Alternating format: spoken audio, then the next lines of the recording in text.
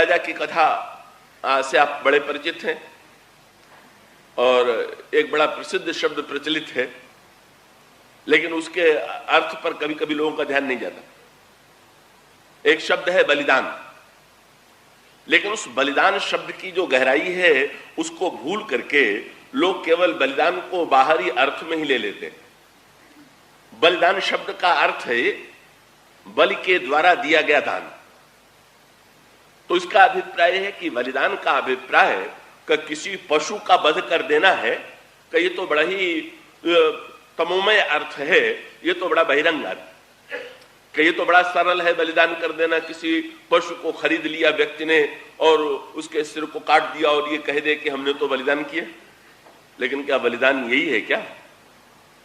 कि इसी को बलिदान कहा गया है क्या? बलिदान शब्द का अर्थ तो यह है कि बलि ने जिस प्रकार से दान दिया है, का ठीक उस प्रकार का जीवन में जो दान है वही बलिदान। तो बलि का दान क्या है? का बलि के जीवन में का सबसे पहले यज्ञ, और यज्ञ का अर्थ क्या है? गीता में भगवान कृष्ण अर्जुन को आदेश देते हैं, व्यक्ति का कर्तव्य है कि वो यज्ञ के लिए कर्म करे, क्योंकि अगर व्यक्ति यज्ञार्थ कर्म नहीं करेगा तो वो बंधन में बंधेगा। यज्ञार्थात कर्मणोन्यत्र लोकोयम कर्म बंधन। अगर व्यक्ति यज्ञ को छोड़ करके यज्ञ वृत्ति का परित्याग करके यज्ञ करेगा तो परिणाम होगा कि वो बंधेगा। तो इसका अभिप्राय सीधा साधा सरल सा ये है कि जब व्यक्ति केवल अपने स्वार्थ की चिंता करता है तब उसका कर्म यज्ञ कर्म नहीं।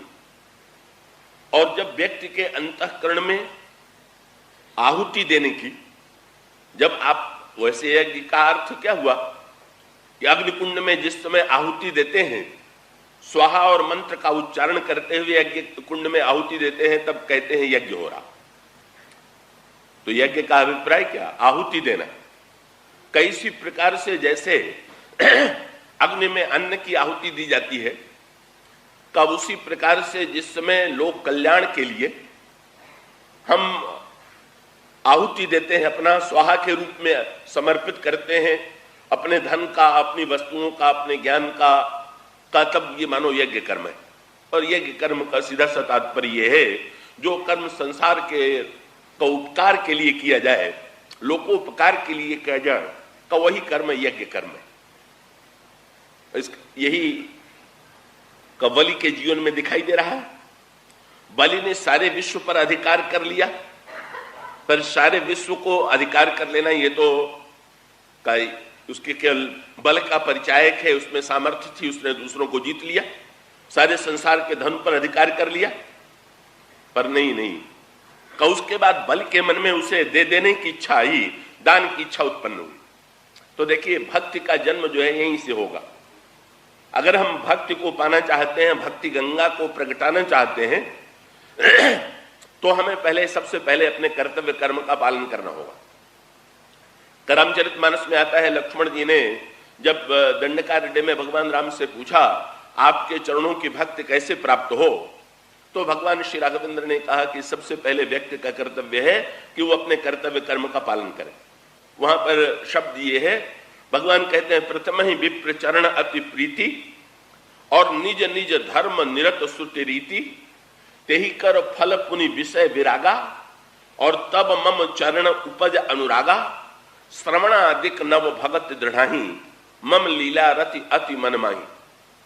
वो भगवान राम लक्ष्मण जी को उपदेश देते हुए कहते हैं, लक्ष्मण, सबसे पहले जो ज्ञानवान विद्वान का ब्राह्मण है उनके चरणों में व्यक्ति को प्रेम करना चाहिए और उनके द्वारा धर्म का ज्ञान, कर्तव्य कर्म का ज्ञान प्राप्त करने के पश्चात कर्तव्य कर्म का आचरण करना चाहिए। कर्तव्य कर्म का आचरण करने से मनुष्य के अंतःकरण में धीरे धीरे हृदय स्वच्छ होता है और वैराग्य आता है, और वैराग्य होने के पश्चात मेरे चरणों में अनुराग उत्पन्न होता है और तब व्यक्ति को भक्ति प्राप्त होती है। तो आप यहां पर यही देखेंगे, बलि ने शुक्राचार्य जी से उनके गुरु हैं और उनको आचार्य बना करके यज्ञ करना प्रारंभ किया। जो कुछ पाया था उसको देने का संकल्प बलि के हृदय में उत्पन्न हुआ। ये बलि के चरित्र की महानता का इस प्रकार से बलि जब वितरण कर रहा था लेकिन बहुत बढ़िया बात आती है। क्या? यज्ञ कर्म की भी पूर्णता कब है? कर्म की परिपूर्णता कब? बलि की यज्ञ की पूर्णता क्या थी? कब बलि की यज्ञ की पूर्णता यह थी कि स्वयं भगवान दान लेने पहुंच गए। और यही तो पते की बात है कि भाई कर्म की परिपूर्णता तब है कि जब ईश्वर स्वयं का उस यज्ञ में पधारे। और ईश्वर आता भी बड़ी अनोखी पद्धति से है। अब जब व्यक्ति कर्तव्य कर्म करता है तो उसके अंतःकरण में श्रेष्ठ कर्म करने पर, यज्ञ करने पर एक सात्विक प्रकार का आनंद, अभिमान आता है, मैंने यज्ञ किया। तो बलि के अंतःकरण में इसी प्रकार का कि मैं दे रहा हूं। सो उस देने वालों की भीड़ में भगवान भी आ गए। और कौतुकी भगवान आए भी तो अपने को अत्यंत नन्हा बना करके, बौना बना करके आए। तो भगवान को देख करके बलि ने स्वागत किया। और बलि ने देखा कि ये शरीर से तो छोटे हैं पर बड़े तेजस्वी हैं। पूजन किया और कहा कि मेरा बड़ा सौभाग्य है कि आप जैसा तेजस्वी ब्रह्मचारी इस यज्ञ में आया। अभी बलि भगवान को पहचानता नहीं, ये ध्यान रखिएगा। भगवान आते हैं पर भगवान को प्रारंभ में पहचानना सरल नहीं है। कभी कभी ऐसा भी होता। भगवान कब आवेंगे, किस रूप में आवेंगे का बस यही तो व्यक्ति धोखा खा जाता है। का शंख चक्र गदा पद्म लेकर के भगवान प्रकट हो जाते बलि की यज्ञशाला में तो बलि पहचान ही जाता। धनुष बाण लेकर के आते तो बलि पहचान लेता, मुरली लेके आते तो पहचान लेता। पर भगवान आए भी तो बौने के रूप में आए, 52 अंगुल के बन करके आए। कौन कल्पना कर सकता था कि ये बौना भी भगवान हो सकता है? और यही बड़े पते की बात है कि जब हम लोग सत्कर्म करें तो ये कल्पना न करें कि भगवान केवल अपने ही जो पुराणों में रूप वर्णित है उसी रूप में ही आते हैं। पता नहीं वे कितने का भक्तों ने इसलिए कह दिया, सबसे मिलिए धाय, भाई सबसे प्रेम से मिलिए, क्योंकि सबसे प्रेम से को मिले, हम तो भगवान को पाना चाहते हैं। तो भक्त ने तुरंत कहा, नारायण ना जाने के रूप में नारायण मिल जाए। भगवान तो पता नहीं कितने रूप बनाना जानते हैं, उनके रूप तो अनंत हैं। और ऐसी स्थिति में पता नहीं हमारे सामने ईश्वर किस रूप में आता है और हम उससे अगर उसकी उपेक्षा करें तो कहीं ऐसा ना हो कि हम धोखा खा जाए। तो बलि ने प्रारंभ में भगवान को नहीं पहचाना, बौने के रूप में देखा, पर इतना होते हुए भी उसके मन में देने का संकल्प आया। ये बलि की उदारता थी। जब बलि ने पूछा क्या चाहते हो, तो कौतुकी भगवान ने तुरंत कहा कि क्या दोगे। तो बलि के मुंह से निकल गया कि जो आप मांगिएगा वो मैं वो दूंगा। सो भगवान को हंसी आ गई। अगर ये कहा होता कि महाराज मेरी जितनी सामर्थ्य है उतना मैं दूंगा, तो शायद भगवान समझ लेते कि अपने सामर्थ्य की सीमा को जानता है। पर जब उसने कहा कि आप जो मांगिएगा वो मिलेगा, तो भगवान ने हंस करके कहा तो मुझे 3 पग भूमि दे दो। अब बलि को हंसी आ गई, मुझ जैसे दानी के पास आए और मांगा भी तो 3 पग भूमि। तो मुझे लगता है कि मैं तो तुमको देख करके समझता था बड़े तेजस्वी और बुद्धिमान हो, पर तेजस्वी तो लग रहे हो पर बुद्धिमत्ता नहीं। पर ये भगवान ने 3 पग ही भूमि क्यों मांगा? ये भगवान का बलि पर व्यंग था। बलि समझ नहीं पाया भगवान 3 पग किससे मांग रहे हैं। बलि के कितने पैर हैं? बलि 2 पैर वाला है, 2 पग वाले से भगवान 3 पग मांग रहे हैं। व्यंग था, जब तुम्हारे पास 2 ही पग है तो उसी के अंदर दोगे, तीसरा कहां से लाओगे? कभी समग्रता तो केवल एकमात्र ईश्वर ये दावा कर सकता है का ब्रह्म के लिए परिपूर्णता के लिए कहा गया वो चतुष्पाद है। अब ये जो बेचारा 2 पैर वाला है का वो तो 2 ही वस्तु दे सकता है। हम और आप जो है शरीर में भी 2 पैर वाले हैं और किसी को देंगे भी तो क्या देंगे भाई? या तो अर्थ दे देंगे या भोग की कोई वस्तु दे देंगे, तो 2 ही पैर तो हमारे पास है। भगवान कहते हैं मुझे तो 3 चाहिए। और बलि जब कहता है कि महाराज अरे मुझसे कुछ अधिक मांगिए, तब शुक्राचार्य जी तो तुरंत पहचान गए और शुक्राचार्य जी ने उसका हाथ पकड़ करके एकांत में ले जाकर के कहा कि तुमने पहचाना कौन है। यहां तक तो उन्होंने गुरु का काम ठीक ठीक किया, पर आगे जरा भटक गए।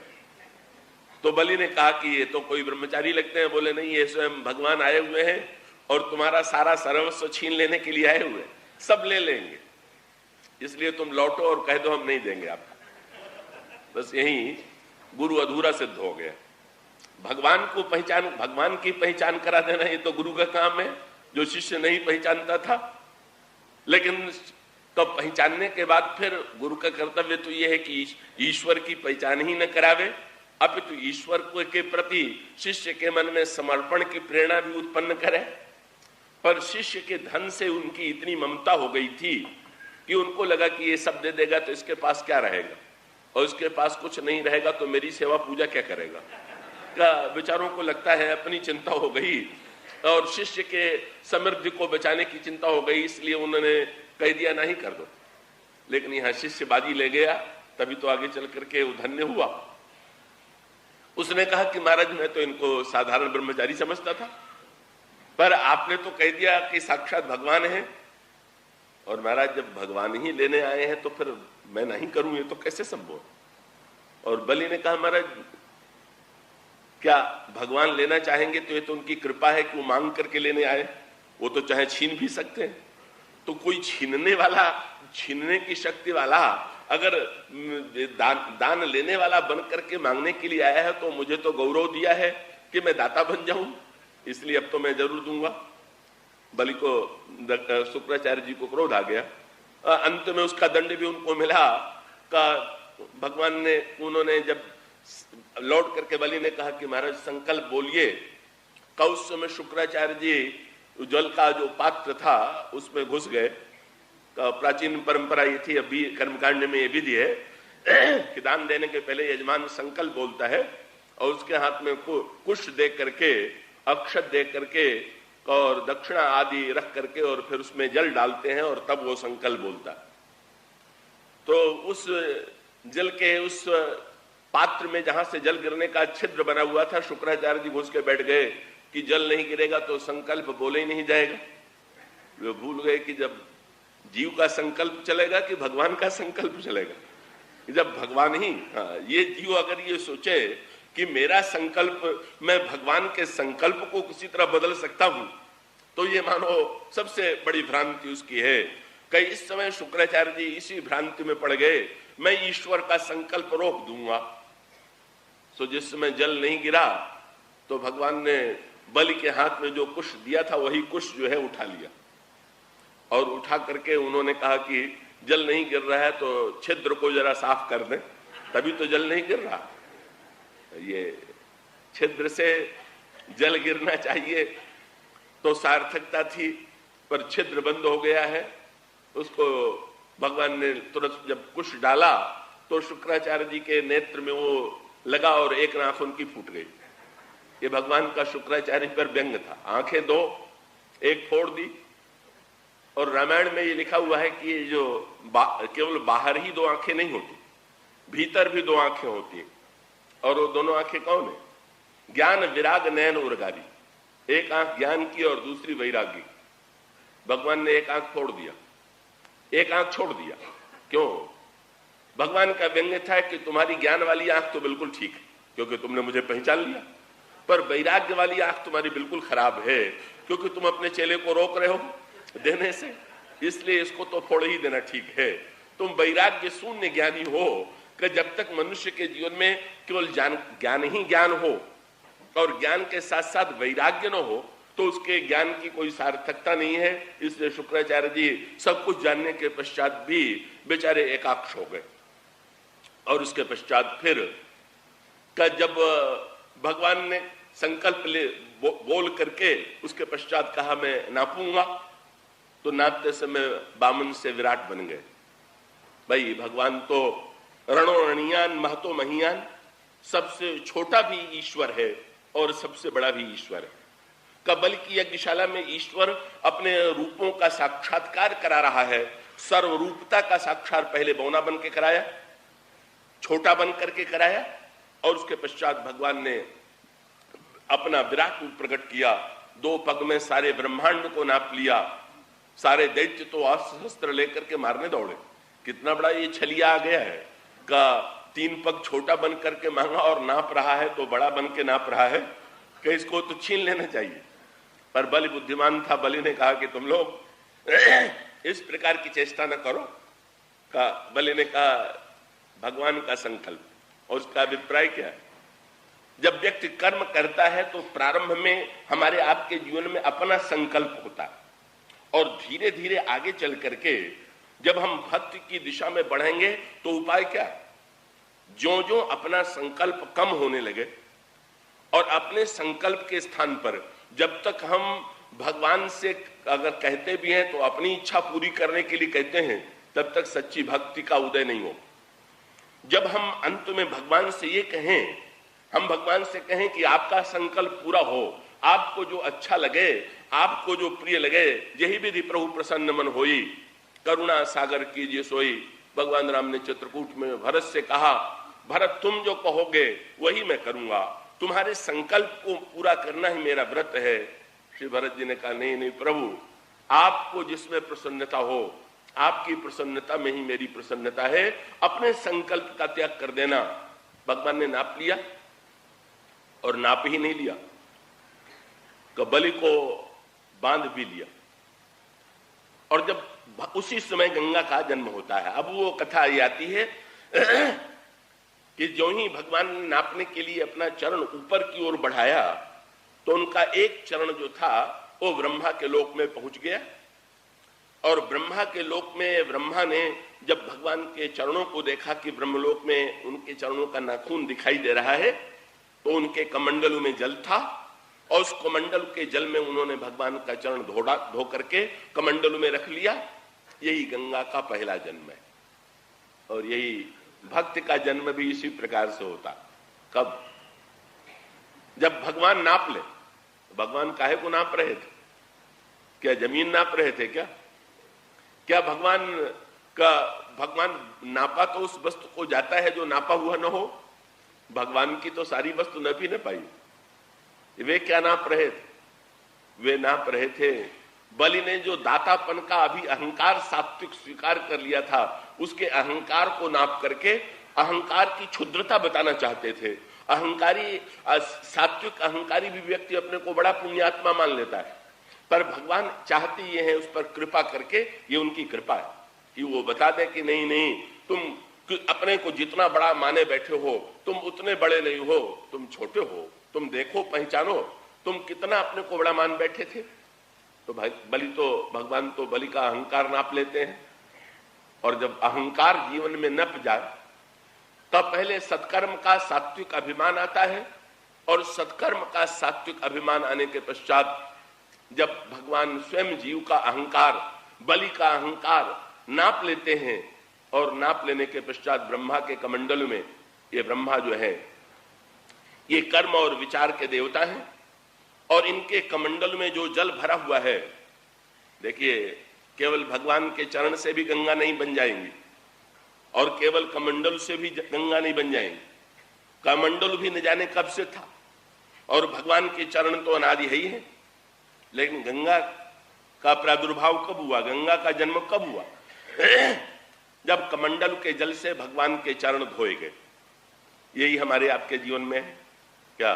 ब्रह्मा के कमंडल में ये जल भरा हुआ है। ये जल कौन सा है? ये ब्रह्मा के कमंडल में जो जल भरा हुआ है, ये अनुराग का जल है, प्रेम का जल है। रामचरितमानस में कहा गया, प्रेम भगति जल बिनु रघुराई, अभी अंतर मल कबहु न जाई। का अनुराग ही वस्तुतः दिव्य जल है। और इसका अभिप्राय यह है कि अगर भगवान के चरण हो और जीव में या भक्त में अनुराग न हो, तो इन चरणों से अनुराग का जब संस्पर्श होता है तो भक्ति की गंगा जो है हमारे हृदय में आ जाती है। अगर हृदय में अनुराग हो और भगवान न हो तो अनुराग की सार्थकता नहीं, और भगवान हो और अनुराग न हो तो सार्थकता नहीं। वो तो भगवान और अनुराग दोनों मिले तो कहीं जाकर के भक्ति की गंगा निकले। भक्ति की गंगा निकल आई, ब्रह्मलोक में उनका जन्म हो गया। यही इसी क्रम से बलि ने अंत में धन्यता प्राप्त कर ली। जब बलि से भगवान ने कहा कि अब बाकी बचा हुआ जो एक पग है उसको भी दे, तो बलि ने कहा कि मेरे पास तो अब कुछ नहीं बचा, आपने सब नाप लिया। भगवान ने कहा कि नहीं, जब तक तुम दोगे नहीं तब तक तो मैं तुम्हें छोड़ूंगा नहीं। तो बलि को अचानक, पहले तो बलि कह रहा था कि मैंने तो आपने सब नाप लिया, अब मैं क्या दे दूं। पर अंत में बलि को सद्बुद्धि आ गई, क्योंकि वहां तो गंगा निकल चुकी है, भक्ति का आप उदय हो चुका है। बलि ने तुरंत कहा कि महाराज अब तो मैं ही बचा हुआ हूं, अब मुझे को नाप लीजिए। सो भगवान ने तुरंत जिन चरणों से गंगा निकली थी उन्हीं चरणों को बलि के मस्तक पर रख दिया। बलि के शरीर को उन्होंने नापा और कहा कि भाई सचमुच 3 पग पूरे हो गए, तुम्हारा दान धन्य हो गया, अब तो तुम जो कहोगे वो मैं करूंगा, तुम बताओ मैं क्या करूं। और उसका अभिप्राय क्या? सारा ब्रह्मांड बलिदान माने क्या होता है? सब कुछ दे देने के बाद भी जब तक अहम का दान नहीं होता तब तक बलिदान नहीं होता। बलिदान का अभिप्राय यह है अपने अहंकार को छोड़ देना, अपने अहंकार को का इष्ट देव के चरणों में समर्पित कर देना। और जब व्यक्ति का अहंकार तब भगवान के चरणों में अर्पित हो जाता है, तब भक्ति की गंगा प्रकट हो जाती है, सत्कर्म की सार्थकता हो जाती है। और ऐसी परिस्थिति में कि ये जो गंगा का प्राकट्य है यही भक्ति के प्राकट्य का स्वरूप। लेकिन ये गंगा ब्रह्मलोक में तो दुर्लभ थी, फिर मर्त्यलोक में कैसे आई? और इसका अभिप्राय ये कि ये संदेह होता है कि भाई भक्ति जो है वो तो ब्रह्मलोक की बड़े ऊंचे लोगों की वस्तु है, नीचे कैसे उतरे? साधारण लोग, हम लोग तो मृत्यलोक के रहने वाले हैं, तो मृत्यलोक वाले तो ऊपर के लोगों के लोग तो भक्ति को पा सकते हैं, पर क्या साधारण लोग भी भक्ति को पा सकते हैं क्या? ये तो भाई भक्ति की तो विशेषता यही क्या, ज्ञान जो है वो तो दुर्लभ है, ज्ञान सबके लिए नहीं है। और कर्म में भी प्रत्येक व्यक्ति कर्म योग का आश्रय नहीं ले सकता। पर भक्ति योग की विशेषता तो ये है कि ये भक्ति योग जो है कि ये तो प्रत्येक व्यक्ति इसका अधिकारी है, तो ब्रह्मा से लेकर के, अब यहीं पर आप जोड़ करके इस केवट प्रसंग पर ध्यान करेंगे। भगवान के जिन चरणों को ब्रह्मा ने अपने कमंडलों में धोया था, भगवान के उन्हीं चरणों को केवट अपने कठौते में भी धो सकता है। केवल ब्रह्मा का ही अधिकार नहीं है, केवल ब्रह्मा ही इसको पाने के अधिकारी नहीं, इन चरणों को केवट भी इन चरणों को पा सकता है। और ब्रह्मा का कमंडल तो ब्रह्म बड़ा दिव्य है का, वो तो रहता है ब्रह्मलोक में। केवट का कठौता, और केवट कहां ब्रह्मा और कहां केवट का एक वो कठौता कि जिस कठौते के द्वारा का नाव में पानी भर जाने के बाद वो उलीचा करता था, का उसी कठौते में उसने चरण धोया। ये है का भक्ति गंगा जो है का एक ओर तो ब्रह्मलोक में है और दूसरी ओर भक्ति गंगा जो है का उनके प्राकट्य की कथा में भी आप जानते हैं। फिर गंगा की आवश्यकता का अनुभव मृत्यलोक में भगीरथ ने किया, और फिर भगीरथ ने का बड़ी तपस्या किया, और तपस्या करके गंगा जी से ये कहा, प्रार्थना की ब्रह्मा जी से कि मेरे पुरखों का उद्धार करने के लिए आप गंगा को नीचे उतारिए। उस समय गंगा जी ने एक प्रश्न किया कि मृत्यलोक में मुझे धारण कौन करेगा? तो भगीरथ जी ने तुरंत शंकर जी पर ध्यान किया, शंकर जी के चरण पकड़ लिए। शंकर जी ने तुरंत कहा मैं अपने मस्तक पर धारण करूंगा। हाँ, तो जो गंगा ब्रह्मलोक में कमंडल में रहती हैं वो मृत्यलोक में शंकर जी के मस्तक पर निवास करती हैं। शंकर जी मूर्तिमान विश्वास, ब्रह्मा विचार के देवता हैं तो शंकर जी विश्वास के देवता हैं। विचारक जिस भक्ति को विचार के द्वारा पाता है, हम मृत्यलोक के प्राणी उसी भक्ति को विश्वास के द्वारा पा सकते हैं, विश्वास के द्वारा जीवन में धन्यता प्राप्त कर सकते हैं। और भगीरथ ने पाया। लेकिन ठीक है, गंगा नीचे उतर आई और ये गंगा पतित पावनी है का उन्होंने का हिमालय का ब्रह्मलोक से उतर करके शंकर जी के मस्तक पर आई, शंकर जी से के मस्तक से उतर करके नीचे आई।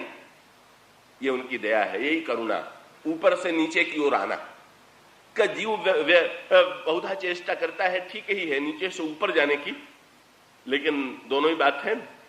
व्यक्ति नीचे से ऊपर जाने की चेष्टा करे, ये भी एक प्रयास, पर ऊपर से नीचे उतर आना ये और भी सुलभता की बात है। इसलिए गंगा के विषय में कहा जाता है कि गंगा वैसे तो जहां जहां जाती है सब स्थान धन्य हैं, पर गंगा में 3 स्थान धन्य विशेष रूप से। कौन से? बोले हरिद्वारे प्रयागे च गंगा सागर संगम में। 3 तीर्थ सबसे बड़े हैं गंगा के किनारे। कौन? पहला हरिद्वार, दूसरा प्रयाग और तीसरा गंगा सागर। तो देखिए आजकल तो बद्रीनारायण की यात्रा सुलभ हो गई है, और वैसे भूगोल की दृष्टि से देखें तो गंगा कहां से निकली है? हिमालय में जाए तो गंगोत्री से निकली है। तो आजकल तो लोग गंगोत्री यात्रा भी बहुत से लोग जाकर के कराते हैं। तो ये प्रश्न आना स्वाभाविक है कि हमारे शास्त्रों ने लिखा होता कि गंगा 3 स्थान में पवित्र है, पहली गंगोत्री, दूसरा प्रयाग और तीसरा गंगा सागर, जहां से निकली थी, जहां यमुना और सरस्वती से मिली थी और जहां समुद्र में समा गई थी। तो ये स्वाभाविक होता, पर उन्होंने कहा कि नहीं, गंगोत्री से अधिक महत्व किसको दिया? हरिद्वार को। ये क्यों?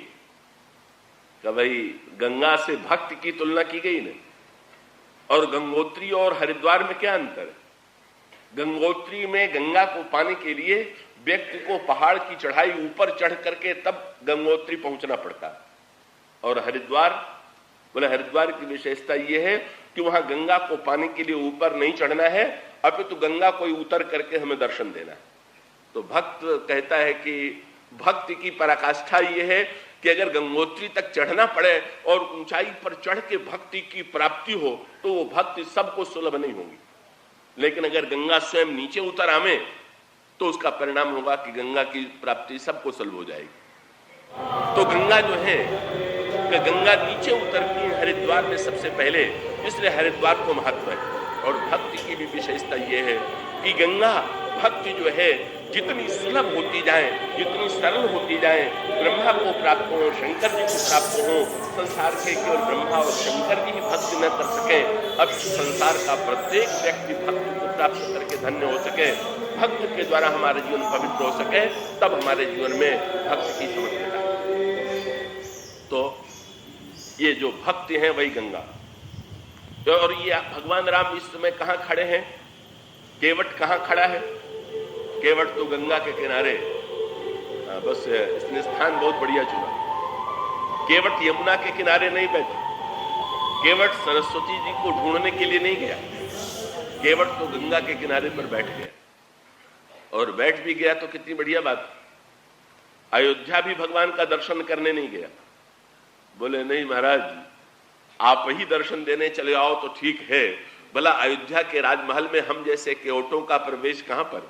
हम कहां घुस पाएंगे वहां पर के राजमहल में?